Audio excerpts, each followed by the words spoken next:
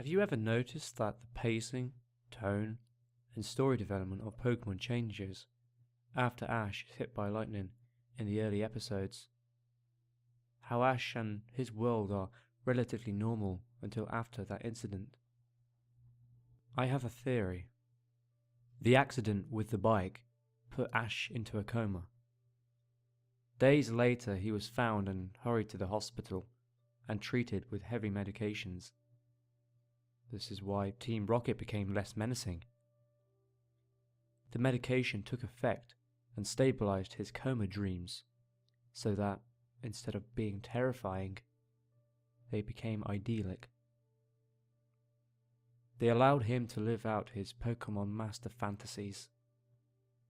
After the beginning episodes, the series is the result of Ash's subconscious mind fulfilling his desires, as well as attempting to escape reality.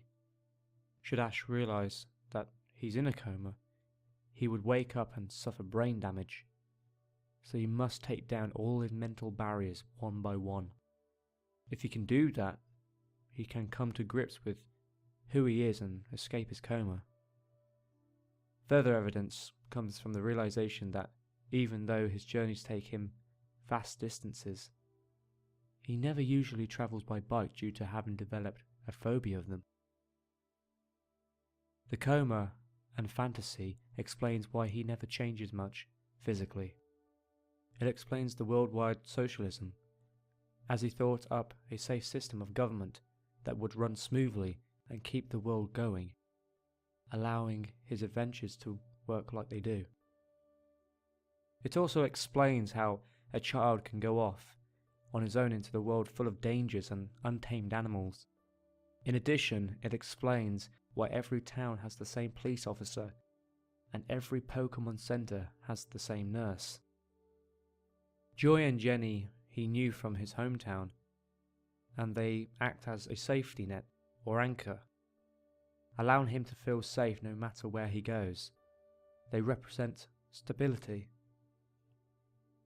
The professors represent Ash's ideals, which is why Gary became a professor. The fantasy also explains why every time he enters a new region, that virtually no one has ever heard of him, despite his conquests. How else could Paul, the rival of Sinnoh area, not know of someone who placed in at least the top 16 of all three leagues, and destroyed the Orange League and Battle Frontier? Moving on to the characters closer to him, Ash's travelling partners are aspects of him he can enjoy but cannot associate with himself. Brock is Ash's repressed sexuality. Ash fell into a coma a virgin, and, as such, needed an outlet for his growing sexual frustrations. However, since he can never experience sex, Brock must never succeed. Brock's stay with Professor Ivy was an attempt by Ash's mind to suppress his sexuality. Brock isn't just a projection of Ash's sexuality, but also a projection of Ash's fatherly instincts. He leaves his siblings to journey with Ash because he cannot cope with having that much responsibility. You may notice that James got much more dialogue in this part of the series, as well as getting more touchy-feeling with his Pokemon and exposing much of his backstory. Ash didn't enjoy this much, which is why Brock returns, horrified, and refuses to speak about it. Ash's subconscious was repressing him at the time, so other than a general feeling of dread, he has no idea what happened. Further evidence of Brock being Ash's sexuality is that he keeps returning the series after Ash meets a new female aspect of himself. Misty is the first such aspect we encounter. Because she is the first and is merely an aspect of Ash, are explanations as to why Misty plays such a prominent role in the show, but is ultimately unattainable, since he never really knew her before the coma. Since Misty is his initial love interest, if only subconsciously, he needed her to reach a certain level of womanhood. He felt that people could only have relationships after they have matured. In practice, however, he finds he cannot cope with it, as he lacks real-world experience. He wants the normal, pushy, arrogant Misty he knew, thus not letting her keep Togepi. We can see this arc in the constant berating of his sexuality, but her eventual mellowing until she had faded into the background. Since Ash was quite attracted to her, this was traumatizing. After his experience, anyone around him threatening to mature quickly ended up leaving only for another, more Navi failing to enter his life. Garyoka is what Ash wants to be. He is wish fulfillment. He succeeded and then settled down to a normal life. Ash needs someone to succeed in his world, or he won't be able to validate it and will start questioning why he is where he is. It's a subconscious trap to keep him from being too aware of his situation. His mind must have figured out that awareness of the coma would snap him out of it. So it took something the boy already loved and build a way out for him with it. However, Ash is too complacent to make a final stand and fight his way out of it, and cannot escape. This is why he keeps encountering legendary Pokemon. They are his mind's way of showing him he can do great things if he tries. It's a way to encourage him to push forwards. Team Rocket are the qualities of himself that Ash deems negative, but is coming to terms with. Jesse and James want to appease Giovanni, Ash's father figure. To achieve this, Jesse will trick the submissive James into doing her bidding. Meowth especially wants to appease him because he remembers the good times with Giovanni. This places Meowth in a category known as Ash's corrupt innocence. This is apparent because Meowth is able to speak. In fact, the whole reason Meowth can speak is so Ash can eventually accept of Team Rocket as part of himself. Ash had issues with his father, so he put him atop the evil corporation and demonized him. There may be an actual Team Rocket in the real world, but it's doubtful that Ash's father is their leader. Ash likely feels the split between his parents was partially his fault, but also partially blames his father. The split caused his mother to move out of the city to Pallet Town, and is one reason why Ash initially embarks on his journey to escape the turmoil at home. The whole organization, including Butch and Cassidy, is symbolic of his inability to escape his father's machinations. James is implied homosexuality, which does not necessarily make Ash homosexual, and gullibility, which Jesse is vanity and manipulation. Well, Jesse is vanity and manipulation. Since Meowth has the potential for rehabilitation and doesn't want to be evil, this one again fits with the conflicting personalities and demonized self-theory. Team Rocket cross-dresses because Ash is exploring his gender, a different facet than what Brock represents, sexuality. And this was a method that allowed his gay, vain side to experiment freely. When he found that it wasn't something for him, he, free side, stopped playing with it. Max came with May. He played the ego and she played the ID, with great aspirations in that season. They worked for a little while, but with Ash being a teenager, his sexuality had to come back into play. He kept reinventing himself and eventually wrote new aspects. But his mind slowly brought the old ones back as a crutch to make the transition easier. Dawn is Ash giving himself a chance to love, since he already established Misty as someone he's not likely to go anywhere with. He created a new super female, one that was more like him and less violent. You may note that while both May and Misty had no tolerance for Brock's behaviour, Dawn seems to try to shrug it off. Tracy, the breeder, was a possible future for Ash that he discarded. This future was one that he sent off to work with the Professor, Ash's ultimate ideal of a father figure, when Tracy disrupted the dynamic Ash had with his other possibilities. With Ash's mind fighting the coma, and Ash viewing this person as a companion, Tracy was quickly replaced with a more threatening rival. Pikachu represents Ash's humanity. This explains the episodes where they get separated and Ash desperately wants to find him.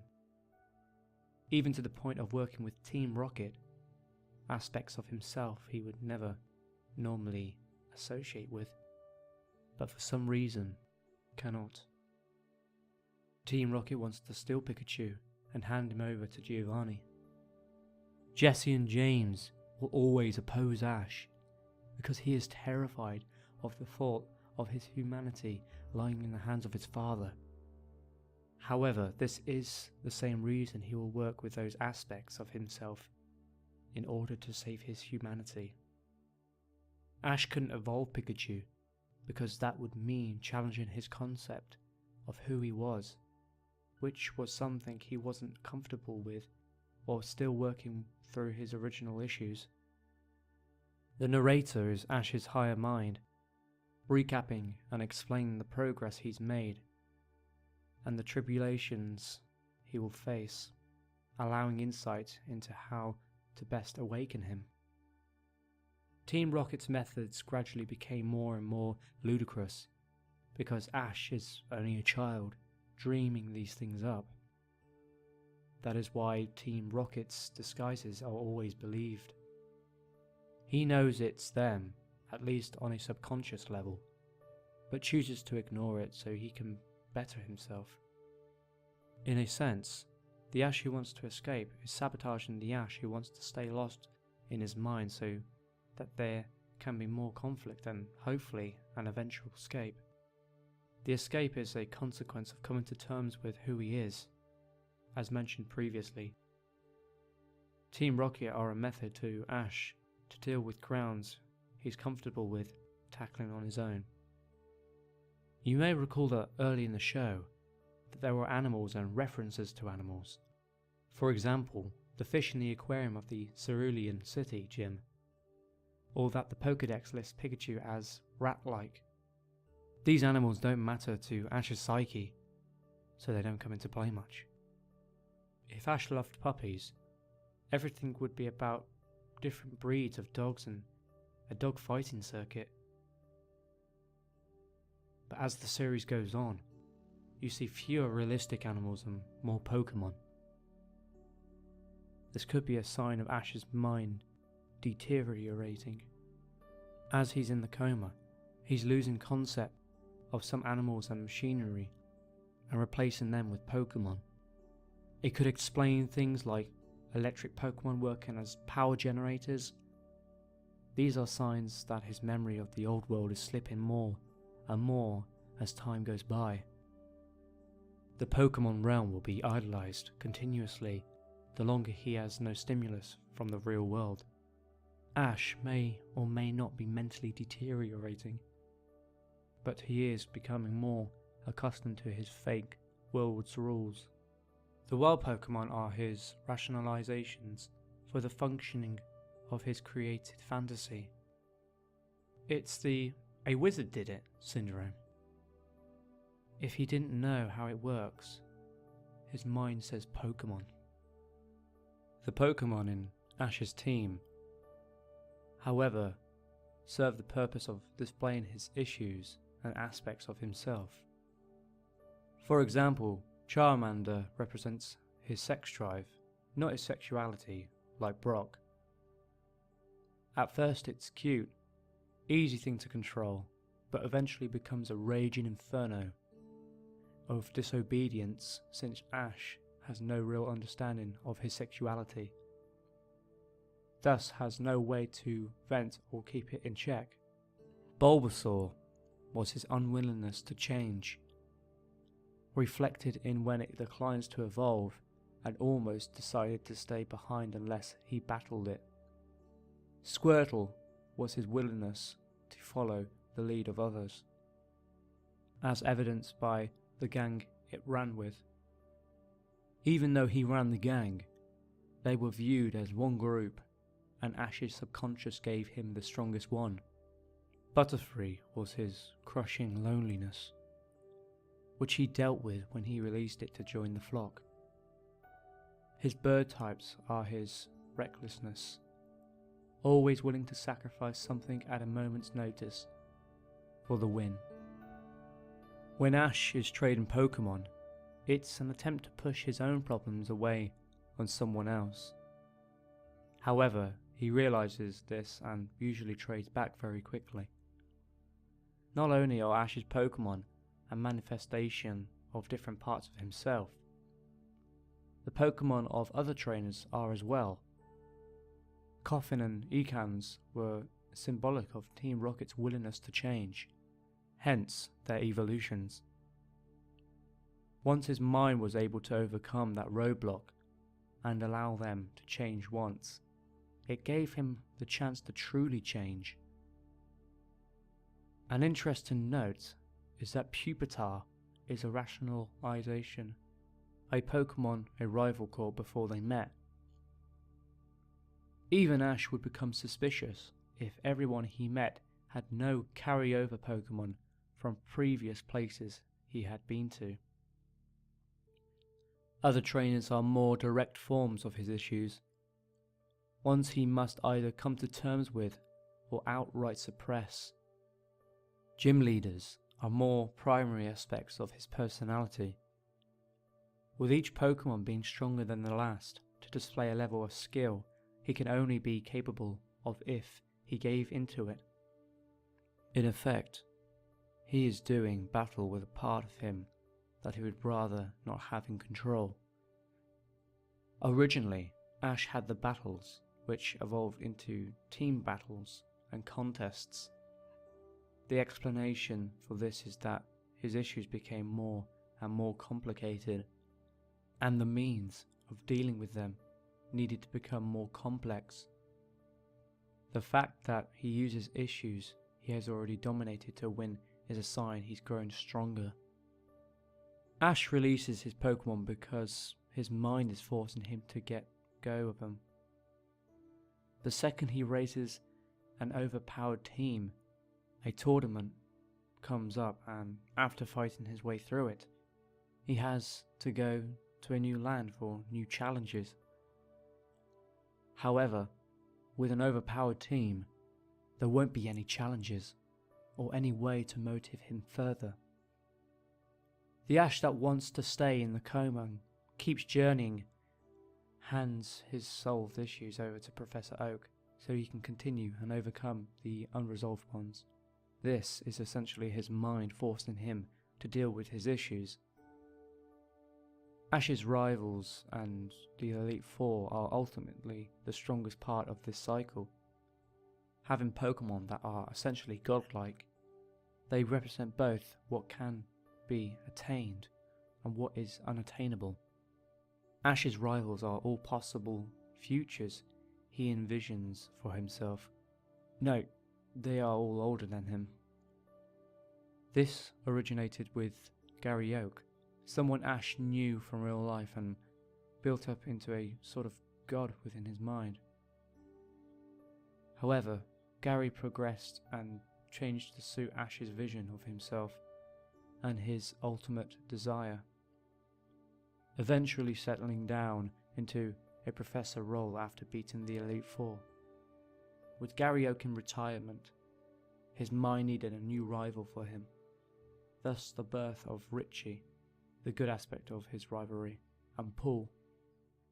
Paul is his mind's last-ditch efforts to snap him out of it, to force Ash to actually come to terms that this perfect world is not the best option or path to waking up. Paul is Ash's shadow, one that wants to push on even harder and harder. He is the part of Ash that will stop at nothing to escape the Coma world. Mewtwo is a new form of treatment, done with electrical impulses and a machine to know Ash out of it. Taking down every last one of his mental guards, the original Pokemon in the movie. In Ash's mind, Mewtwo and his clones were, in the real world, a treatment for the mental safeguards that were protecting Ash and keeping him comatose, the Pokemon of his world. The clones were counters to the issues Ash had thought solved, and each appeared to Ash as the exact copy of his defense. The clones didn't play by the rules of Ash's world. They didn't use any special attacks or moves. They just beat down their counterpart through brute strength. The treatment was working. There were side effects. The electric jolts were beginning to affect Ash's nervous system. If the treatment continued, he would be paralyzed. His mind manifested this in the dream world by petrifying him. Were it not for the end of the treatment by Ash's mother, who knew her son wouldn't want to live in a world he couldn't explore, Ash would have remained as stone forever. After this, Ash needed to recover from the damage caused by the electric therapy. In order to reduce the danger Ash's consciousness felt from it, his subconscious began downplaying the effects in this world, which is why Pikachu's electric attacks, once noted for their strength by Team Rocket, no longer have any effect on Ash, other than his comic relief. As we can see, Ash may well have been trapped forever in this world. However, like every dream, like everything, there is a beginning and an end. What would happen if Ash never recovered? In his hospital room, we see Delia, obviously distraught. She's talking to the doctor with a grim look on his face. The man is saying their insurance is up and the boy has had no change in brain activity for years. The shock of taking him off life support has a very little chance of awakening him. She tearfully agrees.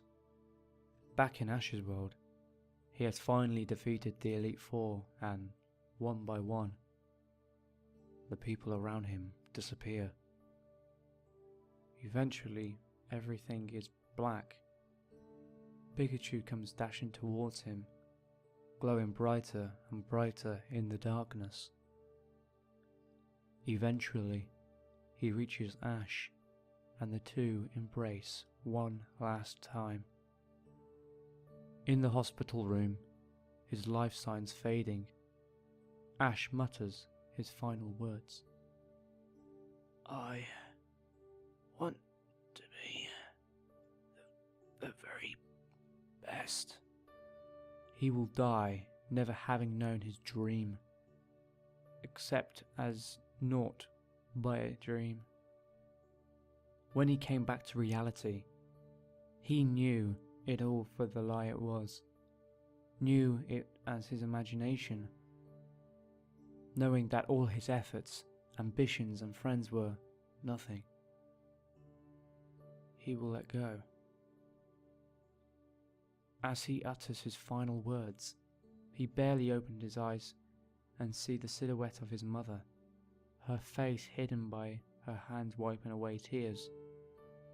They make eye contact and one final realization fills him before he loses all strength. He sees that his mother was holding out hope that he'd recover all that time.